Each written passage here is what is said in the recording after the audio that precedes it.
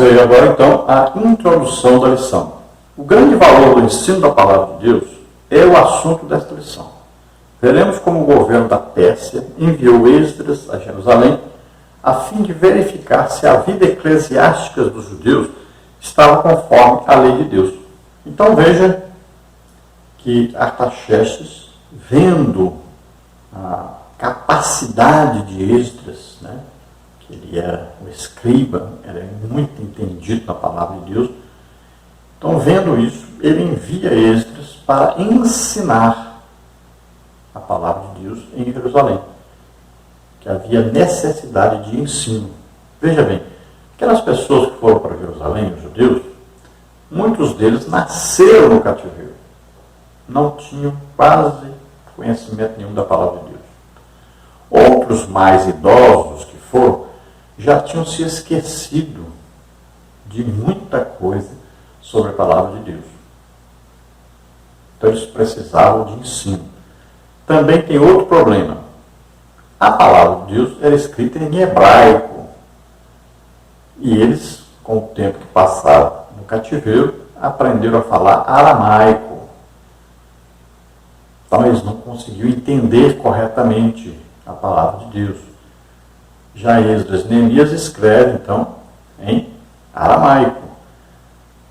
Mas a Torá estava escrita em hebraico. Então o que acontecia? Era preciso também alguém que entendesse as duas línguas corretamente para poder ensinar o povo na língua aramaica, que eles entendiam aramaico. Então veja só que Esdras vai para Jerusalém, enviado pelo rei, para fazer esse trabalho de ensino da palavra de Deus. Então ali, tanto Esdras, né, quanto ali Neemias, quanto aí vários levitas, né, sacerdotes que foram, então que entendiam melhor, que tinham acesso à palavra de Deus, que era muito difícil ter esse acesso, então esses foram ensinar o povo. Veja que aqueles que não puderam ir, os levitas foram até a casa deles, lá até fora de Jerusalém, para ensinarem a palavra de Deus a eles. Então, nessa lição nós vamos ver os seguintes tópicos e os seguintes subtópicos. No tópico 1, Artaxerxes envia Esdras.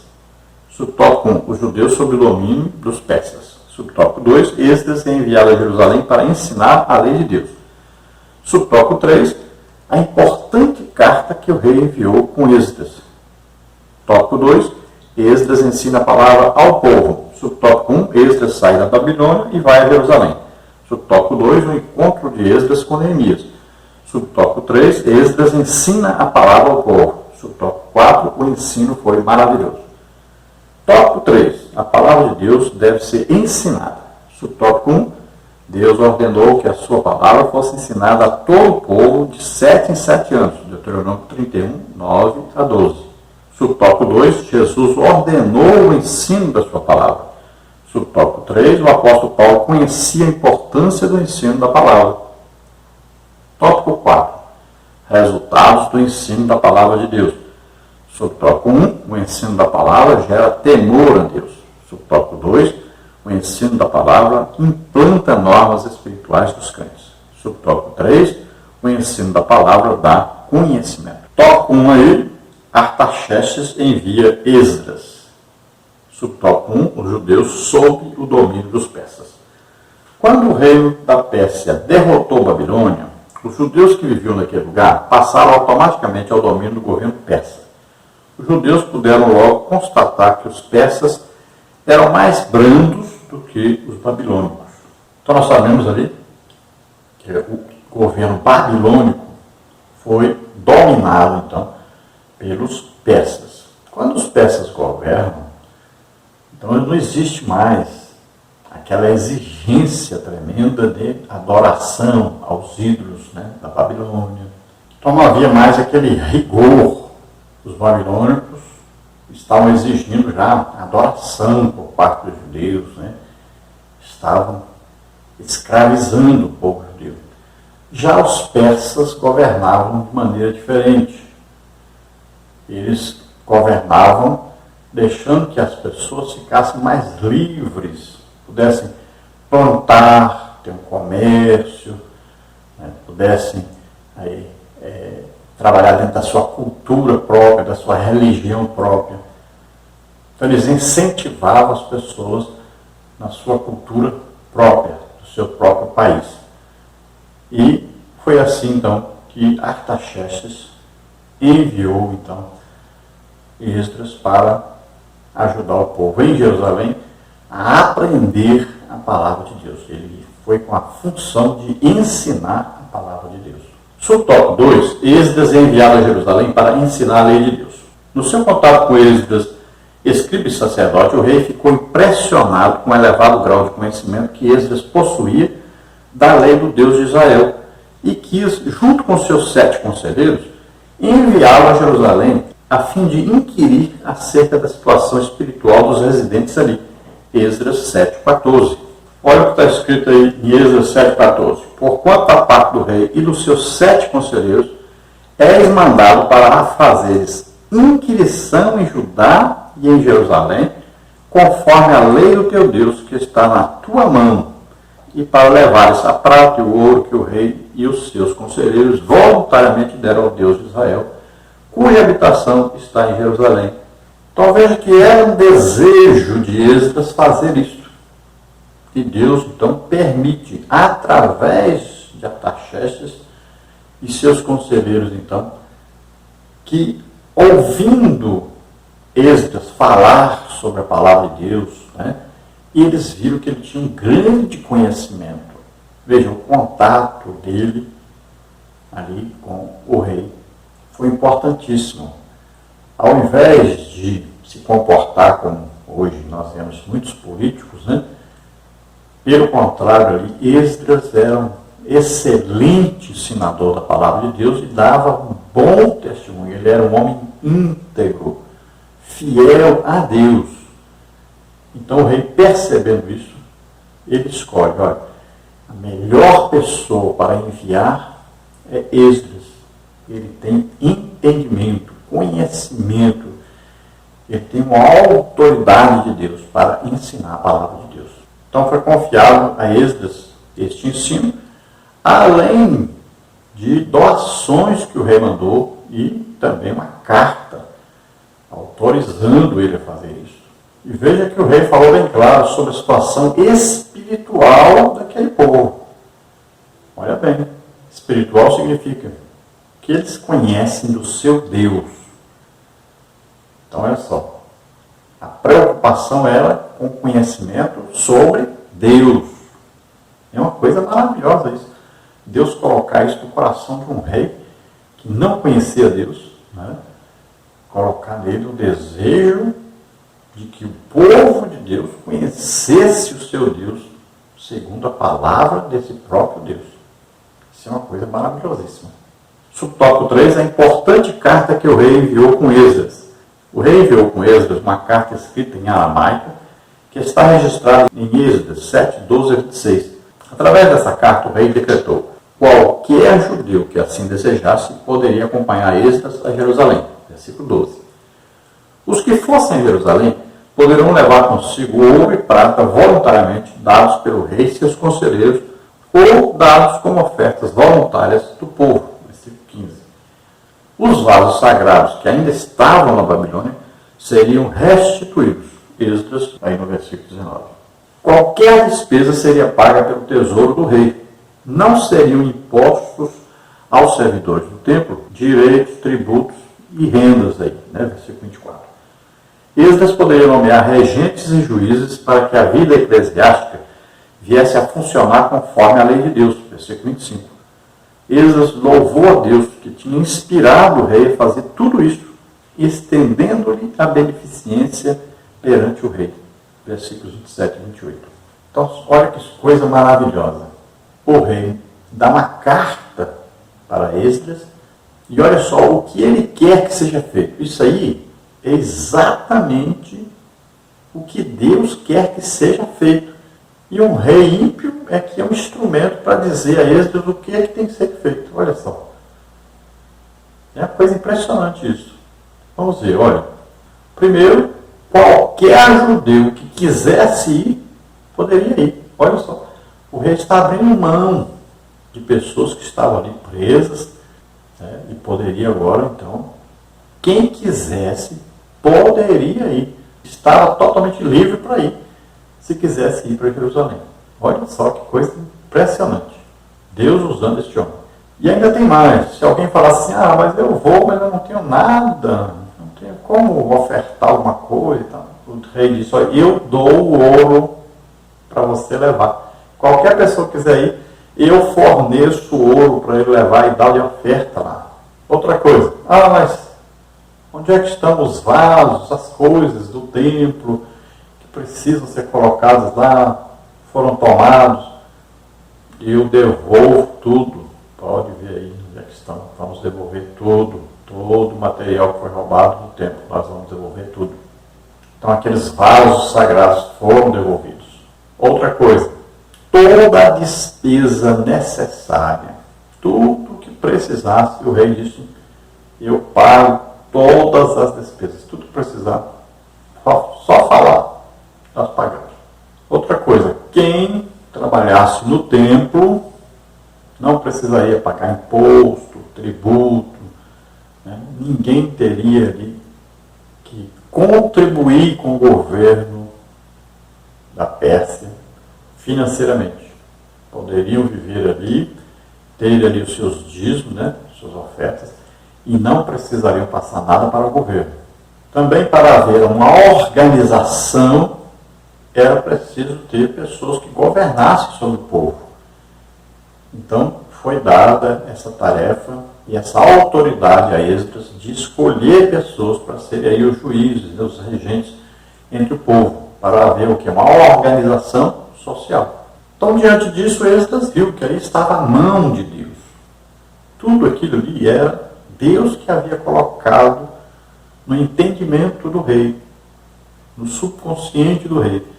Então ele estava passando para Esdras exatamente o que ele queria. Então Esdras entendeu claramente que era de Deus, ele louvou a Deus, né? E ele ficou maravilhado com a maneira com que Deus usou o rei. E ficou ainda mais maravilhado ainda dele ser escolhido como instrumento para tudo isso acontecer. Glória a Deus. No tópico 2 nós temos aí Esdras ensina a palavra ao povo. Subtópico 1, Esdras sai da Babilônia e vai a Jerusalém. Conforme a ordem do rei Artaxerxes, Esdras viajou para Jerusalém acompanhado de um grupo de judeus, alguns eminentes líderes do povo, Esdras 8:2, recusando a escolta militar oferecida pelo rei para garantir-lhes a segurança durante a viagem. Esdras e seus companheiros preferiram confiar na segurança de Deus. Assim sendo, jejuaram e oraram para que tivesse uma boa viagem. Esdras 8:21. E Deus os ouviu e os guardou durante todo o trajeto. Assim chegaram em paz a Jerusalém, onde ofereceram holocaustos a Deus. Esdras 8:35. O povo, ao ouvir a leitura, começou a chorar e a lamentar-se. Então Esdras vai, leva consigo alguns judeus eminentes, ou seja, importantes, que vão ajudar no governo, né? Vão ser juízes, vão ser os regentes, que vão ser ali os sacerdotes. Então, gente que era muito necessária na organização do serviço, principalmente de ensino da palavra de Deus e de cuidado das coisas religiosas. Agora, ele não poderia dizer, não, o rei, me dá aí os guardas. O rei até ofereceu, né, ajuda para a escolta, para que eles não fossem roubados, assaltados.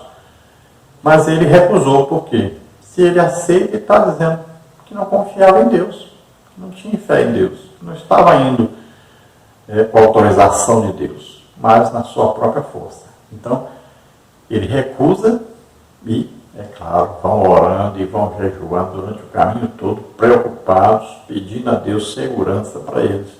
E Deus os guarda, porque eles confiaram em Deus. Muitas vezes, nós temos confiado em homens, né? Por isso passamos dificuldades. Nós temos que confiar em Deus, depositar toda a nossa confiança em Deus. Nós vimos aí que o povo pede para Esdras ensinar a palavra, o povo, ouvindo a palavra, chora, né? Por quê? Porque a palavra produziu neles o arrependimento de pecados. Eles começaram a ver que não estavam vivendo como Deus queria que eles vivessem.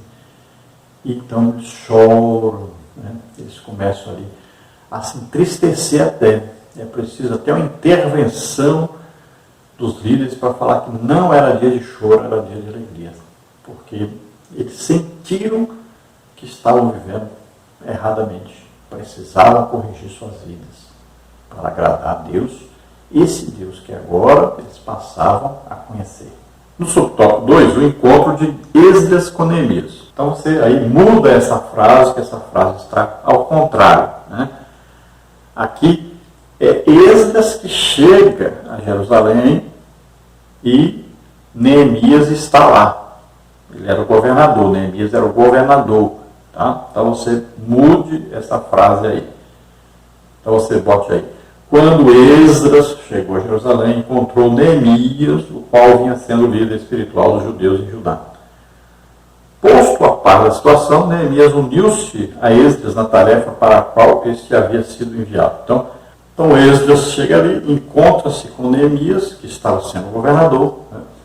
E os dois juntos, você pode ver aí, que quando ele lida a palavra de Deus, né, ensinada, eles participam, tanto Esdras quanto Neemias participa desse ensino ao povo e participa então do governo, Esdras na parte espiritual, né, e Neemias cuidando mais da parte então da organização social, né, do governo mesmo de Jerusalém e de todo o Judá. Subtópico 3, Esdras ensina a palavra ao povo. Na festa dos tabernáculos, no dia 1º do mês 7º, houve santa convocação. Levíticos 23, 34 e 35. O povo se juntou como um homem diante da porta das águas. Neemias 8:1.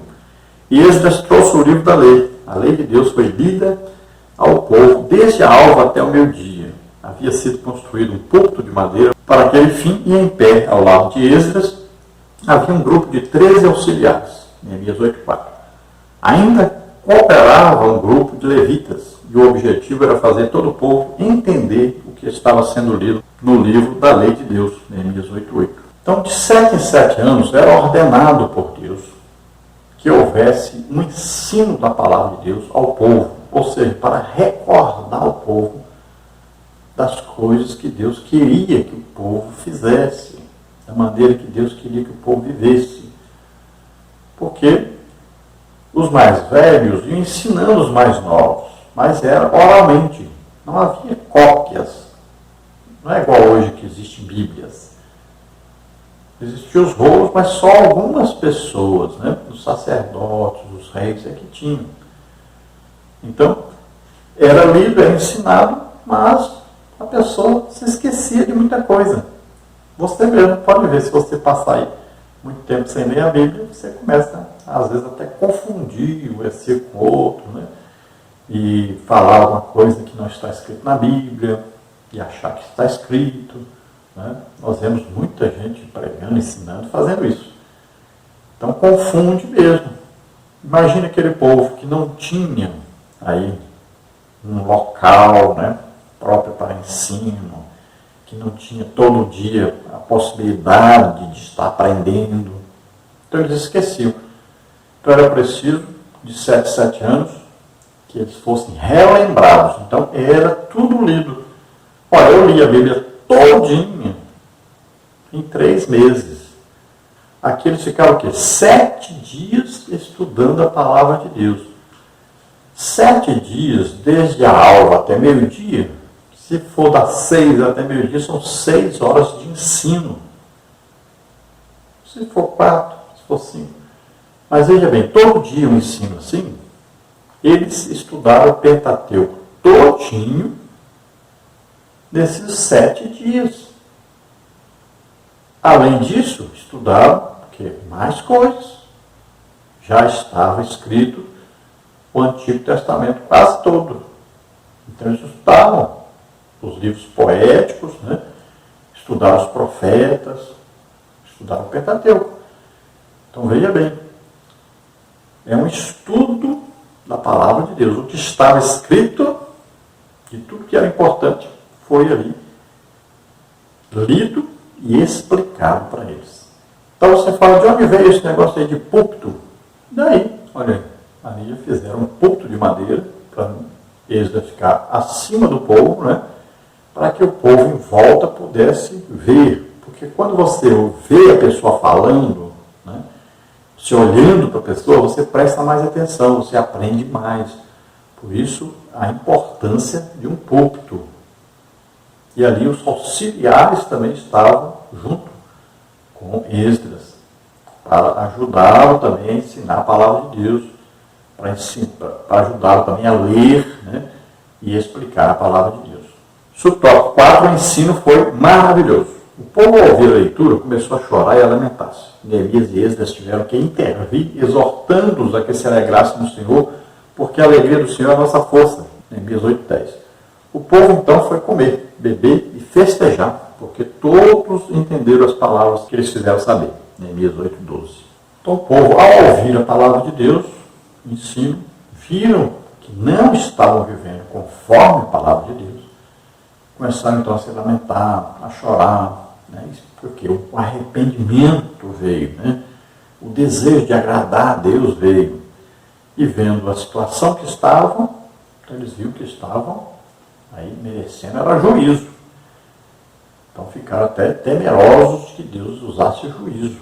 Mas aí vem Neemias, Esdras, né? Os líderes, falando ao povo, não, hoje é dia de alegria, de felicidade, parem com isso, vamos fazer a festa, vamos ajudar os pobres que não têm o que comer, vamos aí nos unir, nos alegrar, porque a alegria do Senhor é a nossa força.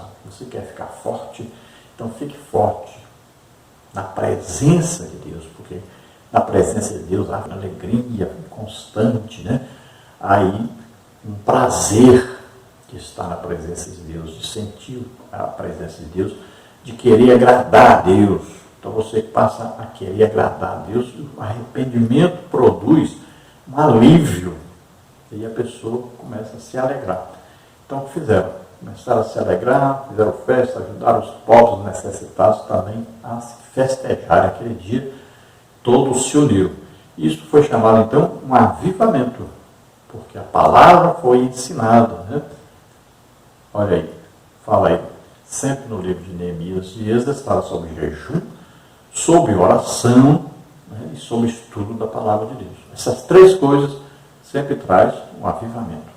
No Antigo Testamento, um avivamento como no Antigo Testamento. No Novo Testamento, o avivamento traz o quê? As manifestações dos dons do Espírito Santo, além das outras coisas que o avivamento traz.